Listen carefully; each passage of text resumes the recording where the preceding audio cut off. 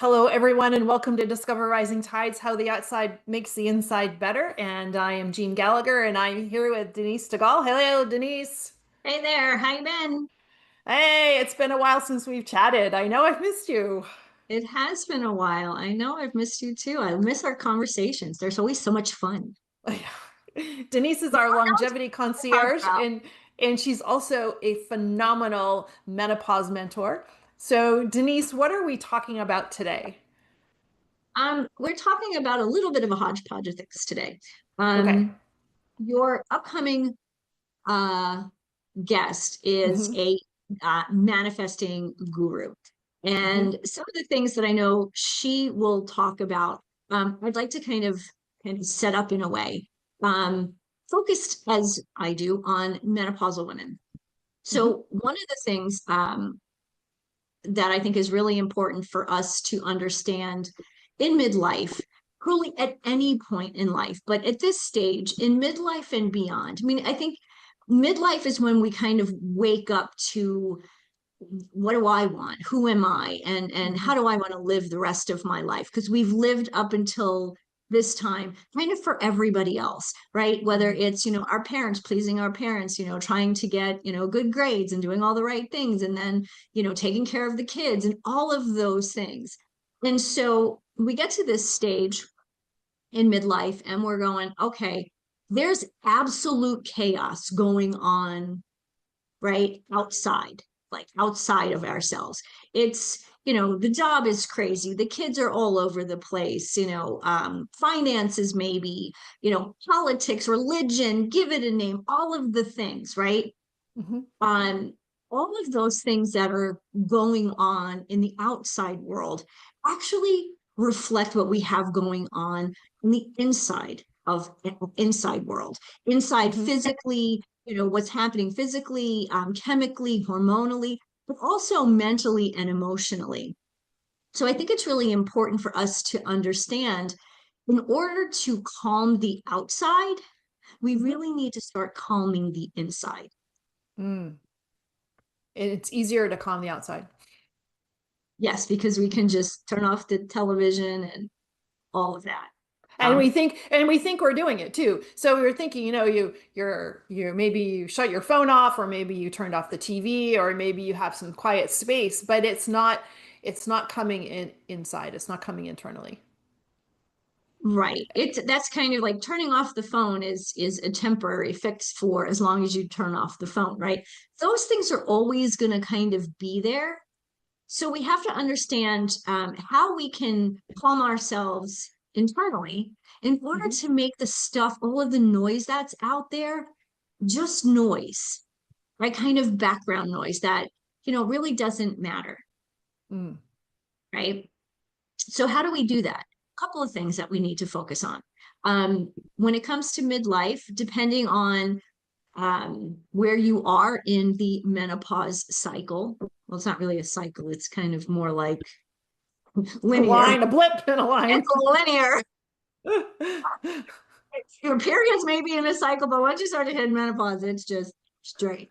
Um, so one of the things that's happening is as we're dropping our estrogen, um, the our protection, our inflammatory protection that estrogen gives kind of starts to disappear. Then we're stressed out. So internally, the external things we're bringing them internally. So now we have stress, extra stress, more stress, whatever it is, than we had before. And what happens then, our cortisol levels start increasing. The challenge when it comes to progesterone and our estrogen, progesterone, and cortisol is once we're really stressed out, what ends up happening is progesterone starts to actually turn into cortisol, like we Hmm. need more cortisol. But then what ends up happening is then we have more estrogen than progesterone. We call this estrogen dominance. Even though the estrogen is still dropping, right? So like the progesterone and the estrogen at one point were pretty equal. Now Hmm. we're doing this and then we're continuing to drop. And so all of the internal inflammation is increasing. So we need to find a way to decrease that. Of course, what's the number way? Number one way, Gene, to decrease inflammation. You know what I'm going to say. Eat real food. Yes. What does she win? Yay. Exactly. We need to You would have focus been sad on. if I said I have no idea what you're talking about because you didn't prep me. Yeah, that would have been bad. They're like, and maybe I guys will talk about this a lot. But this is really where we need to begin. We need to begin about, internally. How are we Mhm, feeding ourselves internally? How are we treating ourselves internally? So we can best manage that external mhm. stresses in our life. Sugar, right there, is such an inflammatory trigger.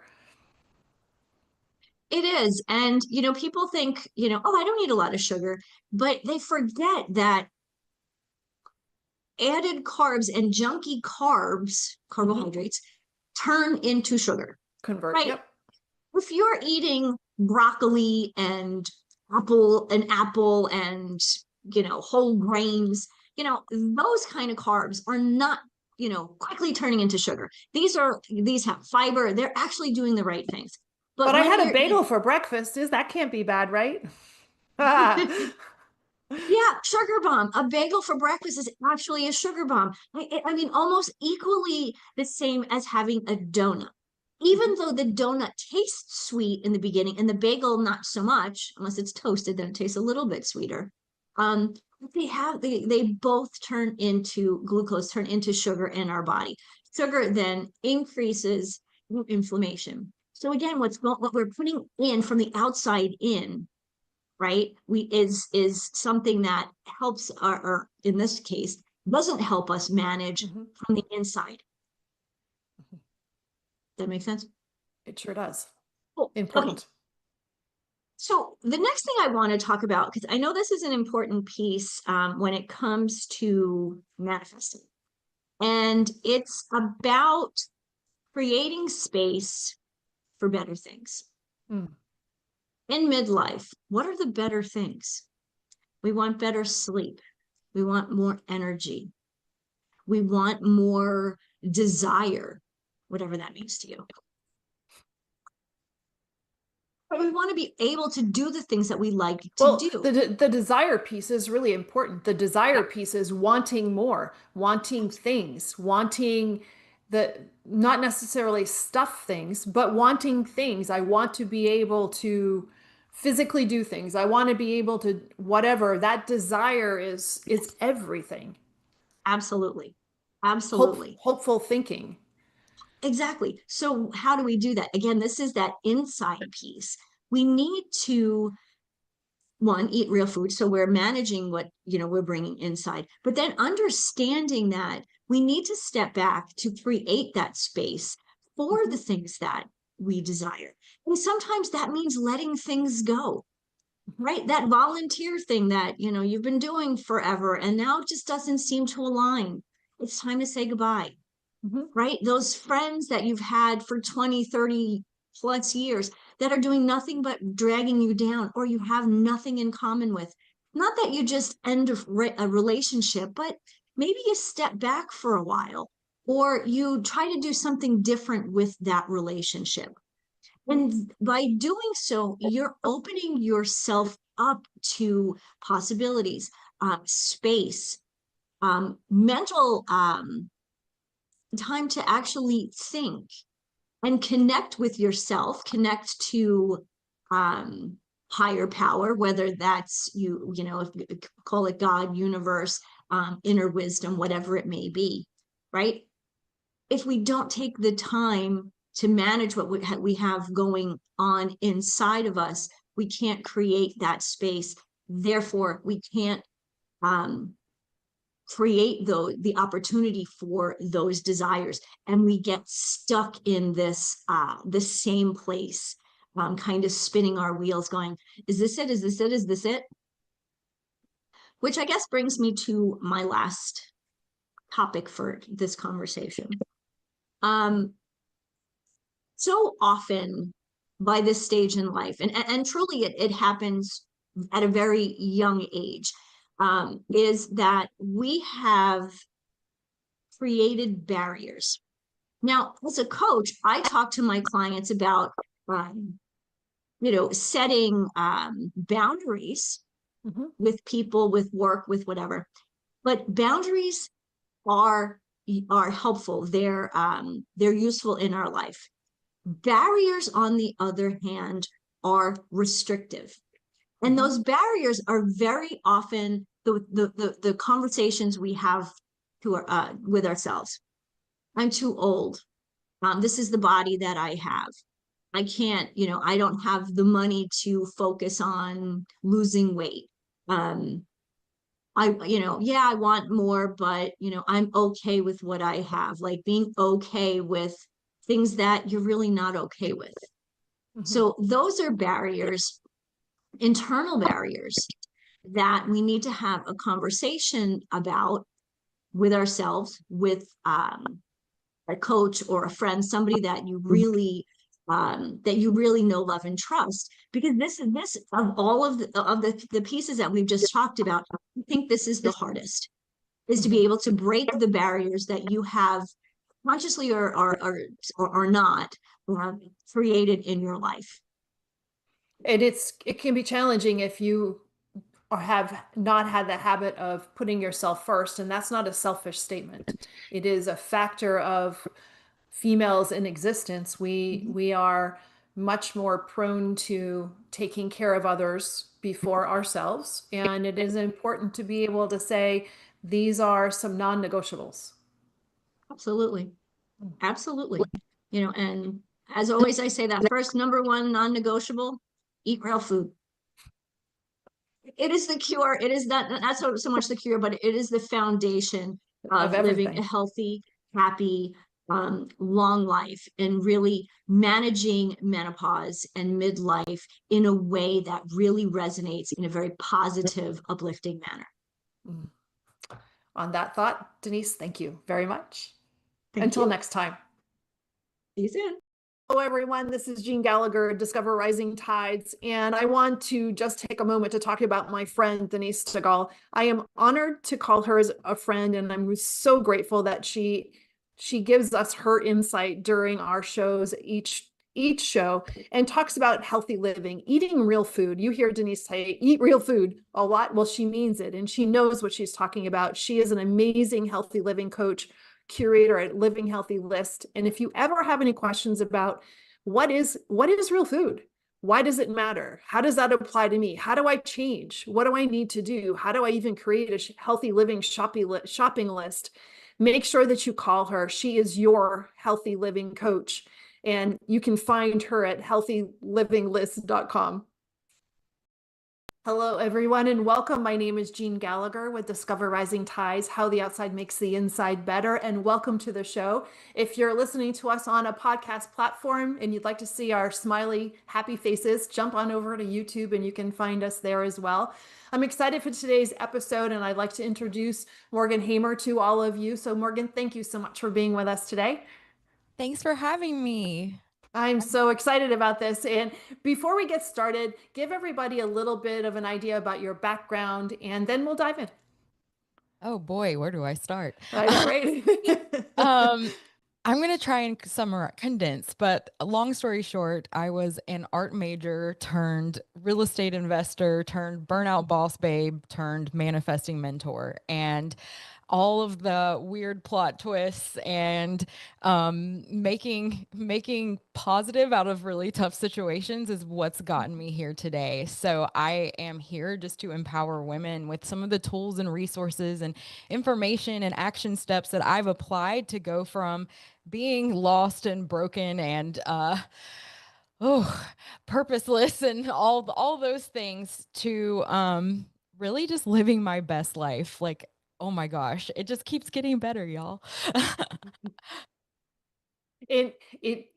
Quite often those difficult times are the pieces that super suck when you're going through it and like, why am I doing this? How is this? What have I done wrong to have all of these things happen to me?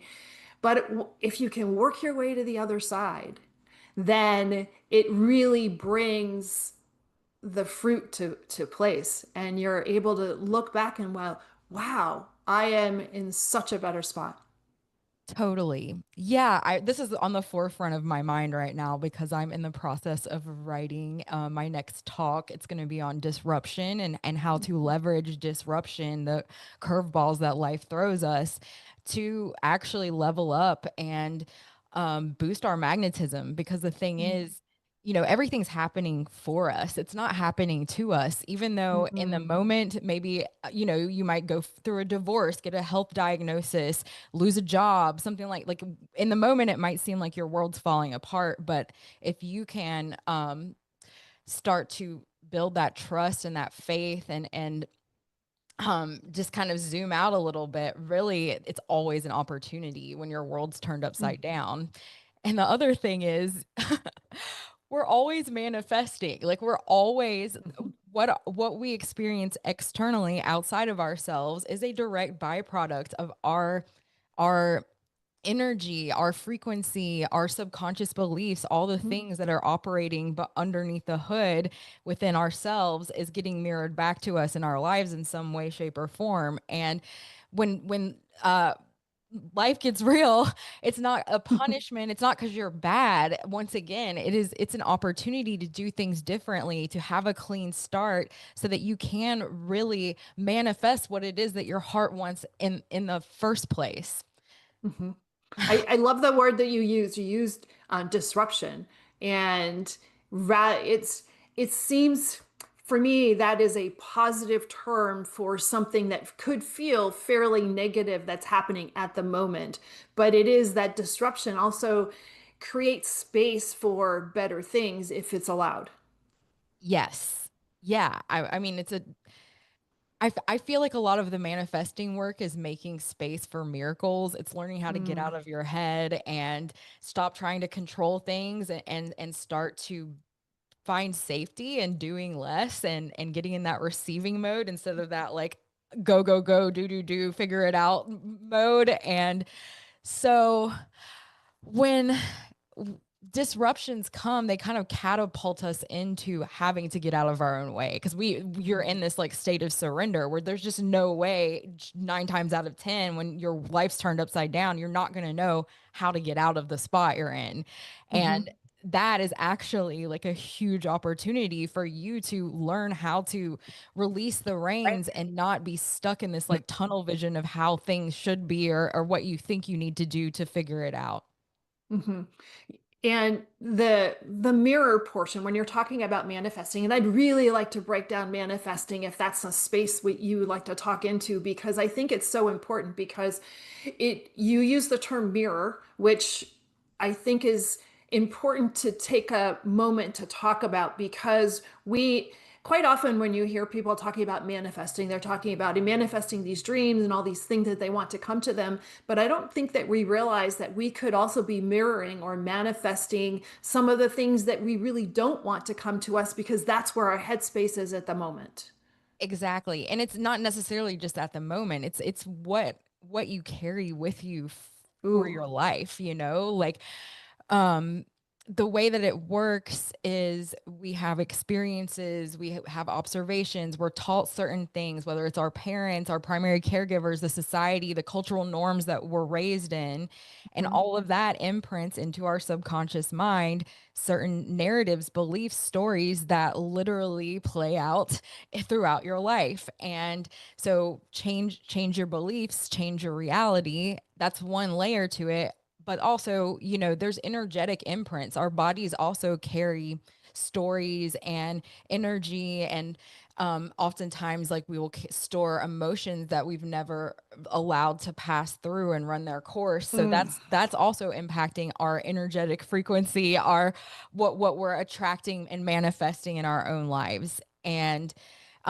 really, the goal is to just get in the driver's seat. But one way to start to look for opportunities where you might not be where there might be some disconnect between your inner reality and your external reality is to look at, like, what is life mirroring back to me specifically, like, where are you seeing recurring patterns in your life? Like, I am just now wrapping my mind around the fact that I was raised in a chaotic environment. It was not normal. I was Mhm. equally passed around by my parents who were 20 when they had me, my dad's parents and my mom's parents. So I had two sets of grandparents and my regular parents passing me around, raising me, and like that's not normal. And no wonder I, as an adult, like I don't want to live in one place. Like my best life is living places seasonally, and I have a little bit of trouble settling down romantically too, because and that's playing out. That's because I'm used to Mhm. having like this change of scenery and this like Mhm. kind of upheaval. But the And problem change of is, relationships too.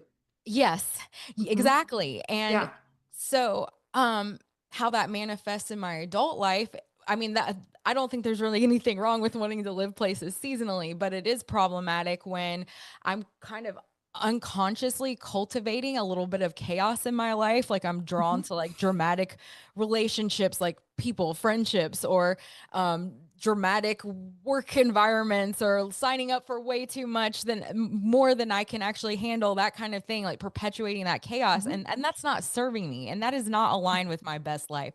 So like starting to be a detective and pay attention to, okay, what are some patterns in my life that really kind of suck and don't and aren't really what I want.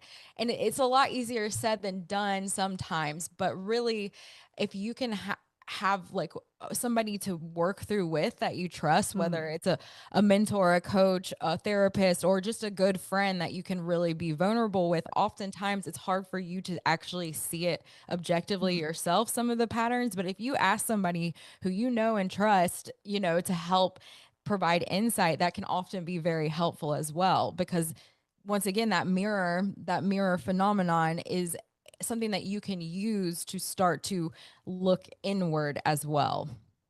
That's interesting because I've noticed with myself, whether it's things that I'm doing or even exercise or anything of that sort, it's very difficult for me to picture what my body's doing at the moment.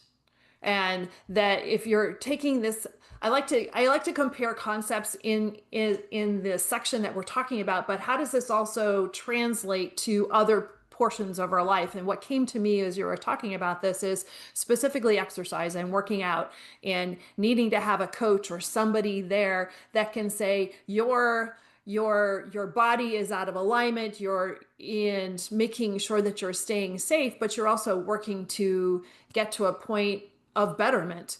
And it's helpful to have that third eye, that person looking at you to watch your patterns and your habits. And so if you take that, and we all do better when we have some sort of a mentor in many portions of our life, but I don't know that we're taking that into our personal manifestation or that piece. And that's an interesting correlation to bring that in and having somebody look for patterns in our actions and our thoughts and things as well to notice where we might be a little bit off, because what we're thinking in our head is might not be coming out, but it could be visually noticed maybe.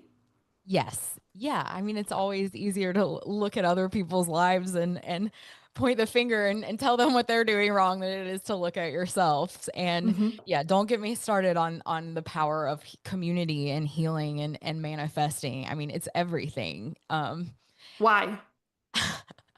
I think I'm going to get you started on Go it. for it. No, I Yeah, mean yeah. there's a handful of different reasons, but I mean first and foremost, just creating like safety in your nervous system to be Mm. able to do some of the hard stuff, do some of the reflecting. When you're in a community of people, and it could be two people, it could be 20, it doesn't matter. It's just if you have a group of people with similar intentions that you feel safe to be vulnerable with, that Mm-hmm. and especially if you can relate to these people, so I'm just going to go ahead and say women for this case, Mm-hmm.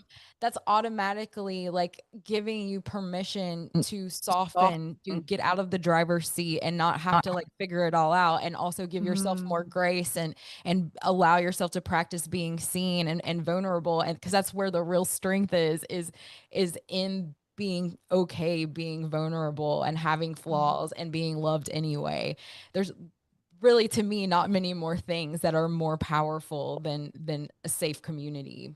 Mm. I love that because quite often, or maybe it's probably projecting through myself here, but we put up so many barriers barriers in thoughts and barriers in actions and to for protection, right? And what you're talking about is to be able to be in an environment where it's okay to let those drop and let them be removed so you can really find and discover who you might be and who what you really really want, and but have it more genuine and more deep. Yes. I mean, and that's part of that subconscious reprogramming. Like if you have had some wounds that tell you it's unsafe to connect with other people, you Mm, might that might manifest in an avoidant attachment style, or you might be resistant to collaborating with people when really the collaboration is where the real magic happens, and you're denying yourself of that because you've been programmed to believe it's not safe to have deep connections. And so once again, forming healthy relationships is also rewiring your subconscious beliefs so that you do believe human connection is safe. Because I believe like at the root of all of this, our whole existence is to connect to love. Like, you know, mm, some people say God's love. Like to me, God is love, and all we are trying to do is just reconnect to that truth that like we are worthy of love, that love is out there, it's infinite, it's abundant. And really the work to do is just to peel back the layers that keep us disconnected from love. And one of the big things that does that is us getting in our heads. And when you're in a mm, community of people that you feel safe to be around and open up to and be vulnerable, they're going to help you also prevent from doing that. Because when you're in connection with someone, when you're actually genuinely feeling connected to another human, you're not in your head. You know, mm. you can't do both. And once again, that's grounding you in the present moment where all things are happening anyway, and the frequency of love and abundance is in the present moment. It's not in your head worrying about the future or the past. So it's grounding, it's healing once again. And really I think it's what our purpose to exist in the first place is to just reconnect to love. This is a hard time to do that How? in general because there's so much noise and we're so interconnected with whether it's our electronics or social media or, and I don't know that it's a true connection, but we feel that it's a need of connection maybe quite often, and especially post COVID, right? We're probably looking for communities more than we were beforehand because it was removed, and the landscape just looks different. Even though we're 5 years post COVID, you'd think we'd stop talking about this and fix it, but I don't know.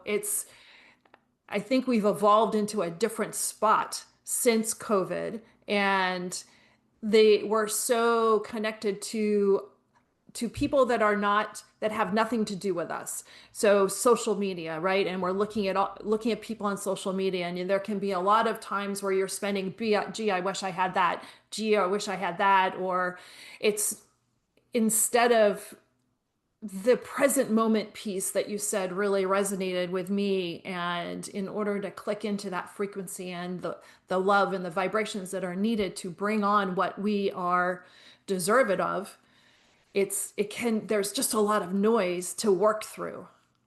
Yeah, and I think, you know, if it costs you your peace, it's too expensive. And, you Oh, know, I love social that. media is it has a lot of great functions. There's a lot of positive that comes from it, but I'll be honest, like I don't have any of the apps on my phone. Like I can't afford it. That's too Mm, expensive for me to get sucked into those spirals where I'm doubting myself or just getting like caught up in stuff that doesn't matter, you know? mm-hmm, Like that's something in the last couple of months that I have decided to remove for now in my life because I have been in a pretty big season of disruption, and I had to really just slow down on everything and recalibrate for a little while. And from that, I have this better awareness of the things that were the big energy drains, the big distractions. And you know, I feel like women in business especially, like we've been programmed to believe like we have to be on social media, we have to have a social media mm-hmm, presence. And it's this mm-hmm. like,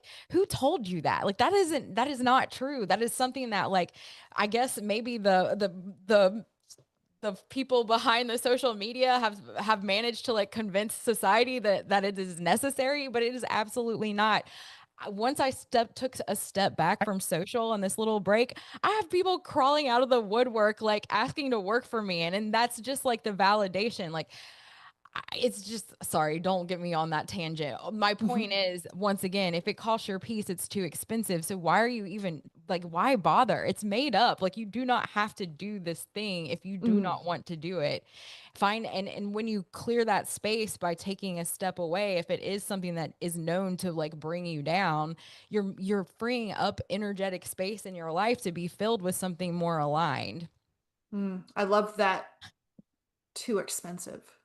Yes. And that's really that really, and it puts an appropriate label on that because our time is valuable and how we spend our time is valuable. And I think that that's one of the things that I'm going to take away most from this conversation already is that deciding what is too expensive for you and where you need to be. So let's say, so thank you for that, first of all. um, I think I'm going to have to sit with that when we're done here for a little bit and realign some things. But let's say that you have gone through your list of what occupies your time and your mental space, and you've really determined, okay, this is on the too expensive list and this is on this makes sense list.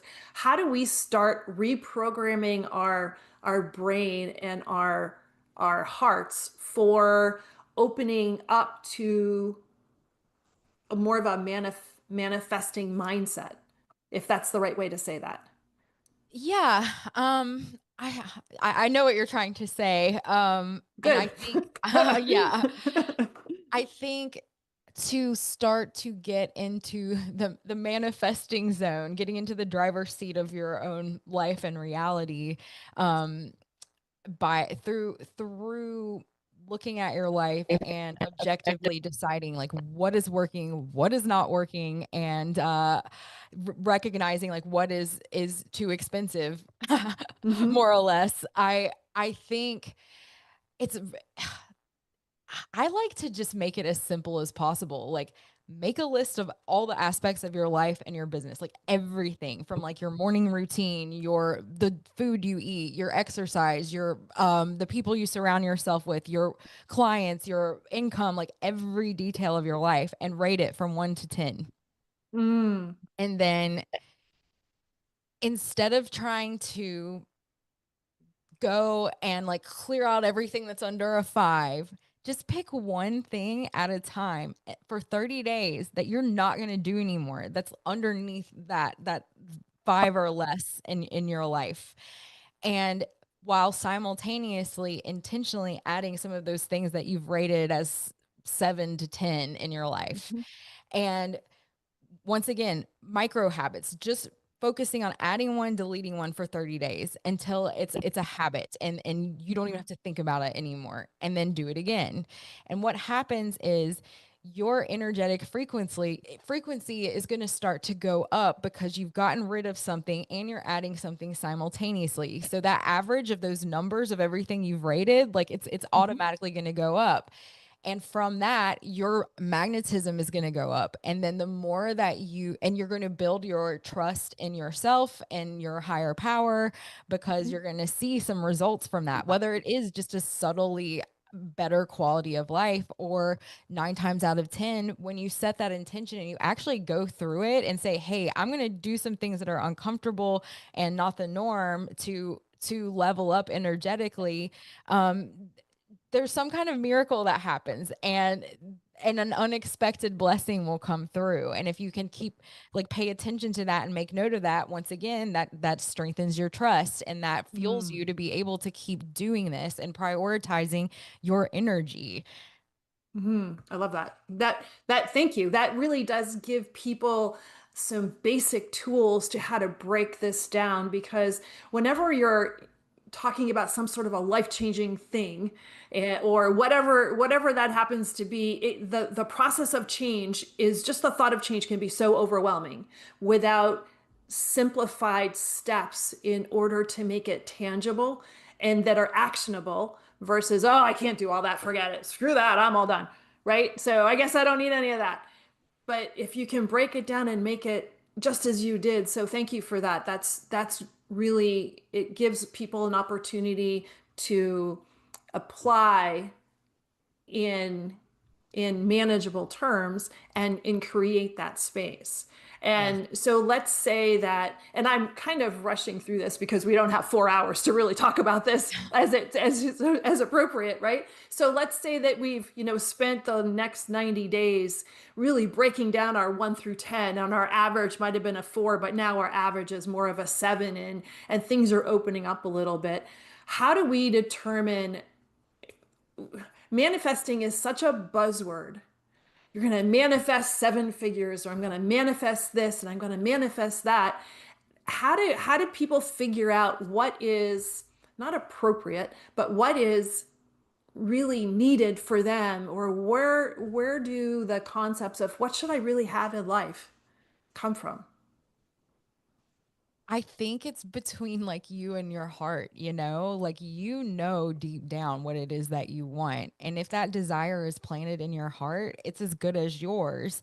And Mm, I think why we have desires in the first place is an invitation for us to heal, to grow, to level up so that we can have it, like that. What would be the point of existing if you didn't have a desire, hmm and even if hmm it's like something outrageous, like I just want to dress like a Barbie every day. Like that's my best life. Like I just want to dress like a Barbie every day, like who cares? Like if that's a calling in your heart, if it's something you really want, but there's maybe some things holding you back from doing that, like that's just an invitation to heal and connect to you and to that love that I mentioned earlier.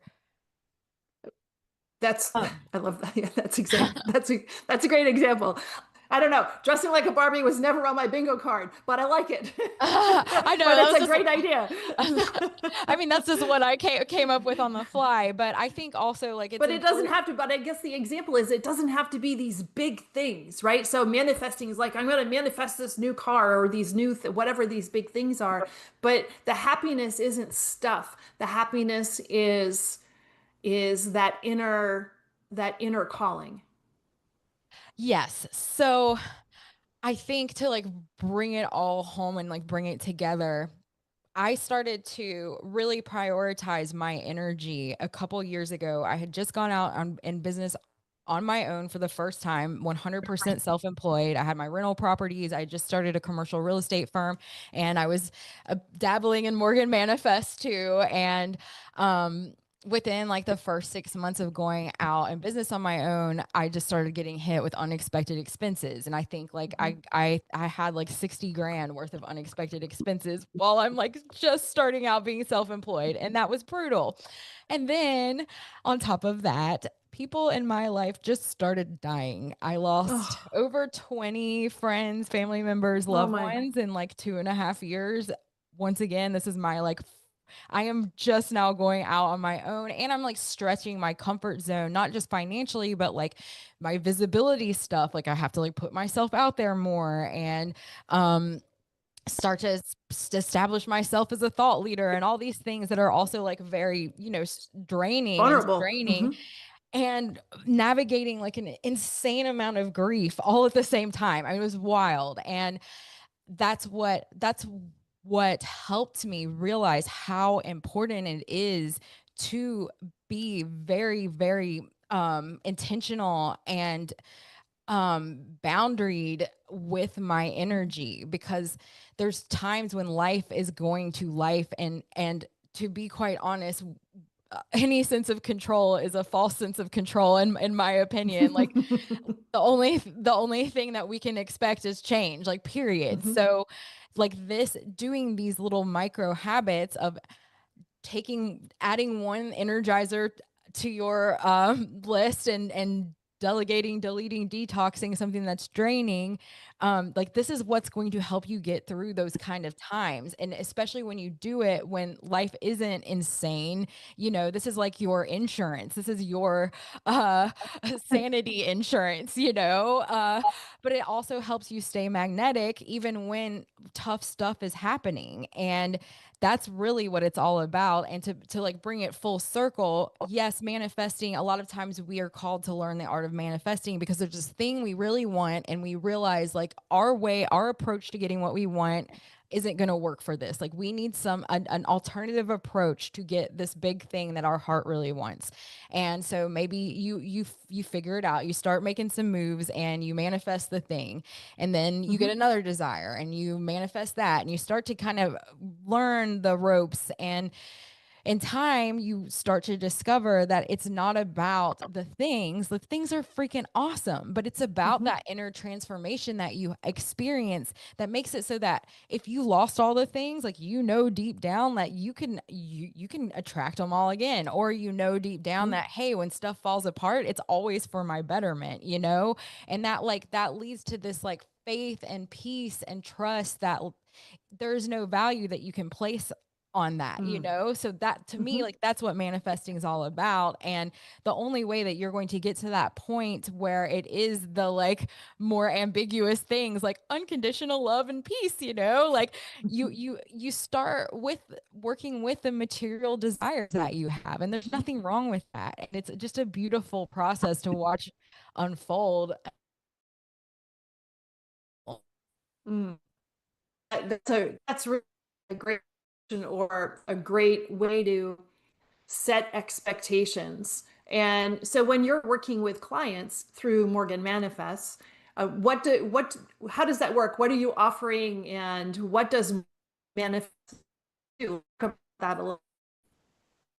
So I originally started Morgan Manifest to help equip women with the tools and resources I applied in my own life to manifest my career success, my investment properties, my like lifestyle. I mean, I really do feel like I am living my best life, you know, and I've played with it with helping women who are professionals get through some of the inner blocks that keep them stuck. And I really, really most enjoy money and helping women just specifically with manifesting money because it's really cool.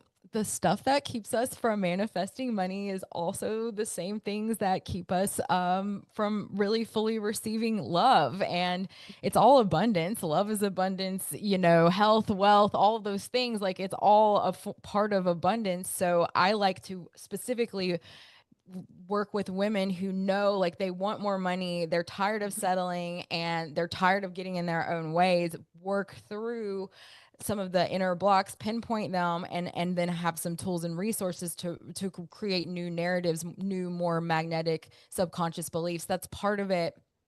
And then um also just I like to help women with some of the tools that are a little bit more woo, like connecting to divine guidance, really starting to learn how to hear and trust your intuition, paying Mm. attention to synchronicities and signs, and really co-creating with a higher power. That's the other aspect to that. But one of my philosophies and kind of the framework behind all that I teach is information plus application plus dedication equals transformation. A lot Can of you say times that again? Say that again.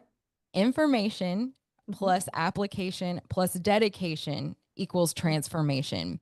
And a lot of times I feel like we want to go and read a book and think, "Oh, okay, here's a bunch of cool information. I just learned a lot about myself and why I act the way I do." Mhm. And then but you don't have that application part when you Mm. necessarily when you read a book. So I think it's important to also apply your learnings to reinforce them. So journal prompts and that kind of thing. But then the dedication piece is where it starts to become that embodiment. It's where you're actually taking the action.